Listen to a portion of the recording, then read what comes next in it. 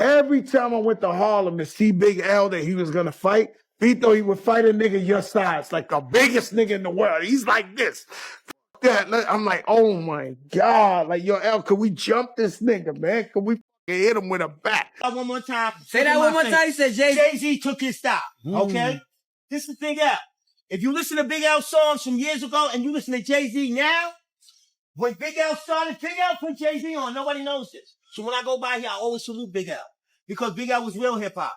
There's a lot of people in hip-hop now, they rob people, they manipulate people, they take advantage of the kids.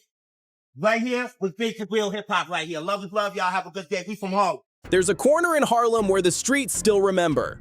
At the intersection of 141st Street and Lenox Avenue, a sign hangs next to the green street markers. It says Lamont Big L Coleman Way. Most people pass it without knowing the name. Some give a quiet nod of respect. A few stop, thinking about the voice that once ruled those blocks. Big L was only 24 when 9 bullets took his life on February 15, 1999. Just 7 days before he was supposed to sign a record deal that could have changed everything. He left behind 1 studio album, a stack of freestyles that still make rappers sweat, and one question hip-hop still can't answer. What if he had lived? Nas, one of the greatest lyricists to ever touch a mic, once said Big L scared me to death. When I heard that on tape, I was scared to death. I said, yo, there's no way I can compete if this is what I gotta compete with. He scared me to death. Yo, when I heard that on tape, I was scared to death. I said, yo, there's no way I could compete. If this is what I gotta compete with, I said, there's no way. That says a lot. Funkmaster Flex even said straight up he was the best lyricist at that time. Some even said he was sharper than Biggie and Jay-Z, just without the big promotion machine behind him. This is the story of the man who had legends shook.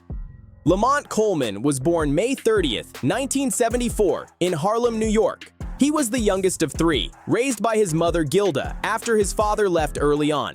He grew up with his older brothers Donald and Leroy Finney, also known as Big Lee. Their home at 104 West 139th Street sat right in a neighborhood where survival meant being sharp, moving smart, and knowing when to talk and when to stay quiet. As a kid, people called him Little L or Mont. He was small, quiet, always watching everything around him. His brother Donald once took him to see Run DMC at the Beacon Theater when he was about 7. That night changed something inside him. He saw a whole crowd moving together, reacting to every word, every beat, every bar. That was the moment he saw real power coming through a microphone. By age 12, Lamont was locked in. He started freestyling with kids around the neighborhood, battling in school hallways, on stoops, and at block parties. People started talking. This quiet kid had something different. His punchlines hit like clean uppercuts. His metaphors painted pictures you couldn't forget, and he delivered every line with a confidence way bigger than his size. That's when the nickname changed. Little L became Big L. Around 1990, everything shifted. Big L went to an autograph signing at a record shop on 125th Street, where Lord Finesse, a Bronx rapper known for smooth beats and sharp wordplay, was meeting fans. Big L stepped up and asked if he could freestyle. What happened next turned into street legend. His freestyle was so sharp, so precise, that Lord Finesse immediately asked for his number. That one moment opened doors most Harlem kids never even got to see. This dude comes in, him and his man. He comes in, but he, L was too cool. I'm gonna send my man over. Yo, my dude wanna rhyme for you, he's nice. And I was hearing that left and right. I'm like, yeah, well, I'm gonna give him my manager's number. And, he chalked that up with my manager. If my manager say he's nice, then I work with him. So, he went back, told L was like, F that. Tell him I rhyme for him now. And if I'm whack, I never rhyme for him again. So I'm like, oh, word? It's like that? So L came. It's like that. It's the confidence. Yeah, he came, and when he rhymed for me, I've never heard a cat at that age that polished. Of course, there was a lot of things he needed to work on, but for that age, had to be 16 or 17, he was sharp. I mean, when he finished rhyming for me, I was asking for his numbers. While attending Julia Richmond High School, while other students focused on grades and college plans, Big L stayed focused on one thing: perfecting his rhyme schemes. He was always battling, in school hallways between classes, on street corners after school, at house parties on weekends. Anywhere there was a beat, Big L was ready. In one of his last interviews, he kept it simple, saying, "In the beginning, all I ever saw me doing was battling everybody on the street corners, rhyming in the hallways, beating on the wall, rhyming to my friends." Sometimes he would grab the mic at a house party, sometimes at a block party. Anytime he got the chance, he took it. He graduated in 1992, but by then his mind was already made up. He wasn't just trying to rap, he was trying to become one of the greatest to ever do it. He was treacherous on the mic, like it up, tearing like punchlines every couple of seconds, like that was, you know, that's another nigga, man. Yo, what? Man, them niggas is wildin', man. Them niggas is wildin', man. Big L, man, y'all niggas is wild. Yo, Jay, man, that nigga Jay need to get up to Big L. Anytime he saying anything about, man, doing them shows when he have Big Pun in there, he should have Big L up in that bitch. Well, man. That same year, Lord Finesse brought him into the studio for a remix of Yes You May. This became Big L's first official appearance on a real release, and he didn't waste the moment. His verse was sharp and technical, every bar showing a level of skill most rappers take years to reach. He was only 18. The underground scene started paying attention fast. Through Lord Finesse, Big L connected with DITC, Diggin' in the Crates crew, a respected circle of producers and MCs like Fat Joe, Diamond D, Showbiz, and AG. These were serious names in hip-hop, and Big L wasn't just around them. He earned his spot as an equal, but he was thinking even bigger. In 1993, he helped form a group called Children of the Corn. The name came from the Stephen King story, but also meant kids from the corner, Harlem youth raised in the same environment, facing the same struggles. The group included Big L, Killer Cam, later Cam'ron, Murda Mace, later Mace, Herb McGruff, Bloodshed, and producer Six Figure Digga. The street started buzzing about them in a serious way. They recorded more than 30 songs, sold mixtapes straight out of their car trunks, and hit underground radio shows whenever they could. Their names started ringing through Harlem as one of the hardest crews coming up. Big L was the centerpiece, the sharpest lyricist, the one everybody quietly tried to measure up to. They chased a record deal, performing anywhere that would give them a shot. They knew they were close to blowing up. Even without an official album, their street reputation was solid. People saw them as Harlem's next wave. While Children of the Corn kept grinding for attention, Big L's solo name kept getting bigger. In 1993, Columbia Records signed him. That was major validation, the kind of opportunity most underground rappers only dream about. He dropped his first promo single, Devil's Son, a dark, horror-inspired track that helped shape what later became known as horrorcore. Big L explained it simply, saying, "I've always been a fan of horror flicks. Plus, the things I see in Harlem are very scary, so I just put it all together in a rhyme." On February 18th, 1993, Big L performed at Lord Finesse's birthday bash at the 2000 Club. The lineup had names like Fat Joe, Nas, and Diamond D, heavy hitters everywhere, and Big L stood right there with them. He was only 19. Then came February 23rd, 1995, a date hip-hop fans still talk about. While promoting his debut album, Big L stopped by Stretch and Bobbito's famous WKCR radio show. He even brought a friend, a young rapper still trying to get distribution for his independent label. His name was Sean Carter. Later, the world would know him as Jay-Z. For almost 10 minutes, Big L and Jay-Z traded bars over Milkbone's Keep It Real instrumental. It wasn't beef, just two Harlem talents showing what they could do on one of New York's biggest underground platforms. Big L sounded calm and locked in, dropping punchline after punchline like he was built for it. At one point, he even said, "I'm so ahead of my time, my parents haven't met yet." The line hit crazy. Jay-Z kept up and showed skill too, but you could hear the difference. By the end, Big L clearly controlled the freestyle. Jay-Z even sounded out of breath trying to keep up with the speed and complexity of L's bars. It feels wild to think about now. Today, Jay-Z is often called one of the greatest ever. But that night in 1995, some people just saw him as Big L's guy. In March 1995, Columbia Records released Big L's debut album, Lifestyles of the Poor and Dangerous. The project gave underground fans exactly what they wanted: sharp wordplay, detailed street stories, and strong production from Buckwild, Lord Finesse, and Showbiz. Singles like Put It On with Kid Capri and MVP both reached the top 25 on Billboard's Hot Rap Tracks. The album reached number 149 on the Billboard 200 and number 22 on the R&B/hip hop chart. Critics respected it heavy. AllMusic praised his skill.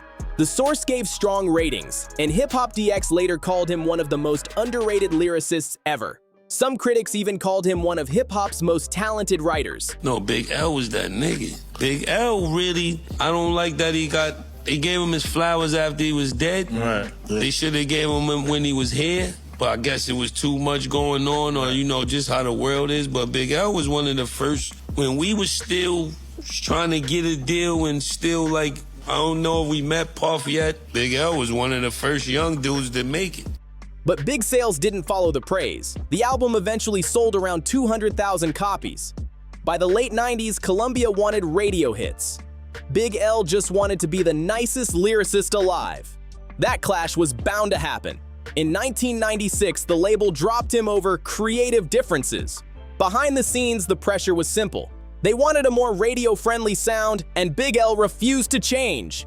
Big L refused to fold. He walked away from the safety of a major label with no real backup plan, just belief in his skills and a strong mindset to control his own future. For a lot of artists, that could have been the end. For Big L, it was just another test. Then tragedy hit.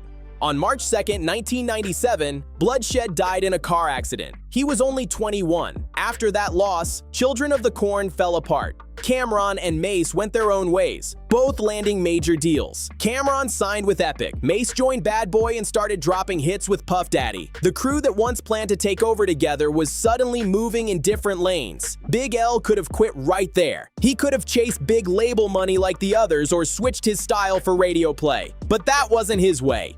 In 1998, he started Flamboyant Entertainment, his own independent label. One of the first releases was Ebonics, a track showing off his deep knowledge of street slang and everyday Harlem talk. The Source even called it one of the top 5 independent singles of the year. The underground scene showed major love. More importantly, it caught the attention of Damon Dash, CEO of Rockefeller Records. The label was blowing up. Jay-Z had already found success with Reasonable Doubt and Volume 2, Hard Knock Life. Rockefeller had respect, money, and real momentum. Damon Dash wanted Big L bad, but Big L had one condition. He wanted his people with him. He pushed for Herb McGruff and C-Town to get signed too as part of a group called the Wolf Pack. Jay-Z was also connected to the move. The deal was coming together. Everything Big L worked for finally seemed to be lining up. February 8th, 1999, Big L, Herb McGruff, C-Town, and Jay-Z had officially started the signing process with Rockefeller Records. Contracts were getting written, lawyers checking details, and release plans being mapped out. Big L was focused on the bigger picture. His second album was coming together strong. He had been recording at D&D Studios with legends like DJ Premier, Pete Rock, and Lord Finesse. Features were being lined up with names like Fat Joe, Guru, Cool G Rap, and Big Daddy Kane. There was even talk of a posthumous Tupac Shakur verse. Everything looked perfectly set. He was just 7 days away from a life-changing moment. But outside the studio, the streets were moving different. Tension had been building. Later, different theories would surface involving Big L's older brother Leroy Finazzi, who was reportedly connected to street activity. Some people claimed there were conflicts between crews. Others believed there were misunderstandings that pulled Big L into situations he may not have even been part of. The full truth still isn't clear. Street codes and silence kept many details locked away. But one thing is known. By mid-February 1999, danger was getting close. February 15th, 1999, around 8:30 p.m., outside 45 West 139th Street in Harlem, less than 200 yards from where his album cover photo was taken. Big L was outside when a car pulled up. Shots rang out. 9 bullets hit him in the face and chest. His life ended on the same streets where he learned to rhyme, where he battled for respect, and where he built his name into a legend. He was just 24 years old, only 7 days away from signing his record deal, 7 days away from everything changing forever. Hip-hop reacted with real shock and sadness. At first, some people feared it might be connected to the East Coast versus West Coast drama that had already taken Tupac and Biggie, but police quickly shut that down. Big L wasn't part of that scene. He stayed focused on his music, his circle, and Harlem. This situation came from something closer to home, the same streets he grew up on. In May 1999, police arrested Gerard Woodley, one of Big L's childhood friends. Woodley had even appeared on the back cover of Lifestyles of Poor and Dangerous. They had history together. Investigators believe the killing may have been connected to issues involving Big L's brother. Since his brother was in prison, the theory was Woodley went after Big L instead. But the case fell apart. The Manhattan District Attorney dropped the charges. Not enough witnesses, no cameras, and nobody in the neighborhood was talking. To this day, the murder officially remains unsolved. Years later, on June 24, 2016, Gerard Woodley was shot and killed near West 139th Street, right next to where Big L once lived. He was 46. The violence seemed to come full circle, but it didn't bring answers. It didn't bring closure. It just added another sad chapter to a street that had already seen too much pain. Through it all, Big L's manager Rich King stayed loyal. He refused to let his friend's music and legacy fade away. Rich King spent months finishing the big picture, using completed songs and a cappella verses Big L had left behind. He brought in producers and artists who truly respected L's style and vision. Nobody wanted to mess up what he started. On August 1, 2000, the big picture dropped through Flamboyant Entertainment and Raucous Records. The response was huge. The album debuted at number 13 on the Billboard 200, selling over 72,000 copies in the first week. It also reached number 2 on the top R&B/hip-hop albums chart. The single Flamboyant, featuring a posthumous Big L verse, hit number 1 on the Hot Rap Tracks chart. That became his first and only number 1 single. Then in October 2000, the album went gold. A major milestone and a bittersweet victory. The project included features from Fat Joe, Remy Ma, Guru, Cool G Rap, Big Daddy Kane, and Tupac Shakur. Critics gave it respect. Fans showed love. The album confirmed what the underground had been saying for years. Big L was one of the best to ever touch a mic. Tributes kept coming. Lord Finesse and DITC held a memorial at Tramps in March 1999. The source published multiple tributes. XXL honored him in 2005. SOBs in Manhattan held another tribute show with DITC, Herb McGruff, and Kid Capri, with proceeds going to his estate. Nas kept repeating it in interviews, saying, "He scared me to death. When I heard that on tape, I was scared to death." That kind of respect says everything. Nas once admitted, "I said, yo, there's no way I can compete if this is what I gotta compete with." That's the level of pressure Big L was putting on top artists. Funkmaster Flex didn't sugarcoat it either. In 2019, he said, "People can get mad at me for saying this, but he was the best lyricist at the time. He was better lyrically than Biggie and Jay-Z. He just didn't have the marketing and promotion. Let me go on record and say that's the truth." Strong words, but they showed the respect Big L had earned. Jay-Z also confirmed in an MTV interview, "We were about to sign him right before he passed away. We were about to sign him to Rockefeller. It was a done deal. I think he was very talented. I think he had the ability to write big records and big choruses." Royce da 5'9" even said in 2017 that if Big L had lived, he believed he could have been a top 3 rapper of all time. That's serious praise. In 2022, the corner of 141st Street and Lenox Avenue was officially named Lamont Big L Coleman Way. The same streets that raised him now carry his name forever. Kids walk past that sign every day. Some know the story. Some are just learning. Some don't even realize what was lost there. The question still hangs in the air. What if Big L had lived? What if he signed that Rockefeller deal? What if he kept growing and showing the world just how far his talent could really go? To grow, to evolve, to push lyrical hip-hop to new levels. We'll never know how far he could have gone. All we have now is what he left behind. One official studio album, one powerful posthumous project, and dozens of freestyles and guest verses that fans still pass around like rare gems. His legacy lives in every punchline rapper who really studies the art of bars. Big L's influence still runs through hip-hop like a quiet current. You can hear it in battle rappers who choose sharp wordplay over catchy melodies. You see it in lyricists who refuse to water down their skills just to get radio spins. You feel it in the underground, where being the best still means more than being the most famous. He helped shape horrorcore. He mastered complex rhyme patterns, stacking internal rhymes in ways that changed how verses could be built. His metaphors hit like weapons. His technical skill looked almost too easy. The real tragedy isn't just that Big L died young. It's that it happened right before everything was about to change. 7 days. 7 days from signing with one of the hottest labels in hip-hop. 7 days from dropping his second album with real industry backing. 7 days from proving to the whole world what underground fans already believed. He was one of the greatest to ever grab a mic.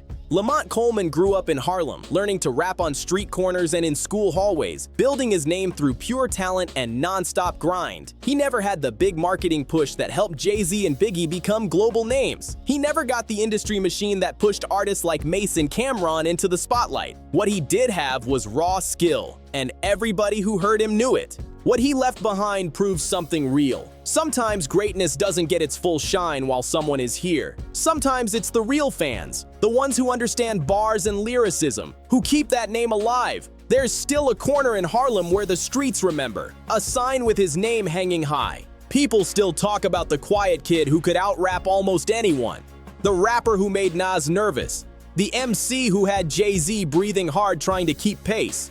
Lamont Big L Coleman, born May 30th, 1974. Died February 15th, 1999. Just 24 years here. One classic album, one legendary posthumous project, and one question hip-hop may never answer. What if he had lived? We can only imagine. And in that imagination, Big L stays what he always was. Harlem's finest. A true lyricist. One of the greatest to ever do it. Gone too soon, but never forgotten. If you respect real hip-hop history, make sure you like, subscribe, share this story, and drop a comment with your favorite Big L bar or memory. Let's keep his legacy alive.